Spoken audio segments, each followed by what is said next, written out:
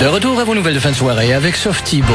Oui, eh bien, l'octogénaire, porté disparu depuis hier soir, a été retrouvé sain et sauf. Denis Thériault, vous êtes là? Oui, Softy. Alors, on a craint le pire. Ouais, ben le pire, c'est différent pour chaque personne, hein. Oui. Il y en a pour qui le pire, c'est la mort. Oui. Pour qui le pire, c'est d'être blessé, mutilé. Oui, mais Denis, est-ce que... Voyez-vous, pour moi, c'est de me revoir en reprise. Bon, Denis, racontez-nous ce qui s'est passé. Bon, alors le monsieur octogénaire était en visite chez ses enfants dans la résidence qui est derrière moi. Oui. Il a quitté hier et on l'a pas revu. Mais on l'a retrouvé ce matin. Oui, fort heureusement, on l'a retrouvé ce matin dans une halte routière, assis par terre dans les toilettes, et c'était la joie. Bon, alors au moins, il avait de l'eau courante. Il pouvait boire de l'eau courante. Ah? Quoi? J'ai toujours pensé qu'une eau courante était une femme bien renseignée. Et ça aurait pu être difficile pour lui parce qu'il porte un appareil auditif.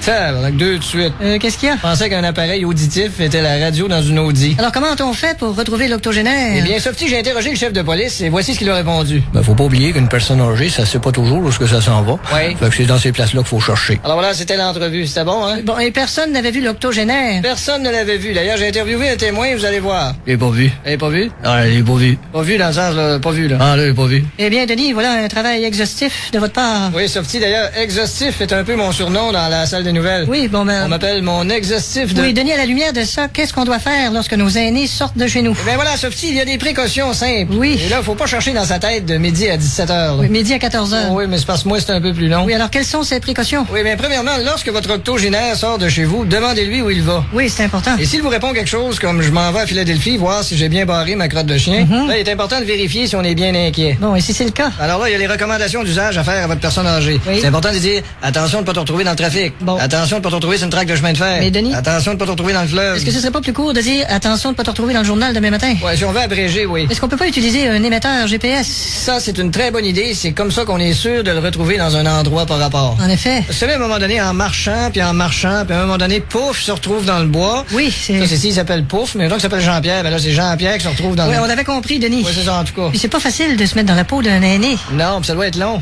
Hein? Tu sais, tout enlever le squelette puis les organes, t'as Bon. besoin de nettoyer tout ça avant de commencer à essayer de la mettre. Denis, qu'est-ce qu'on doit faire quand un aîné sort de la maison et ne donne pas signe de vie?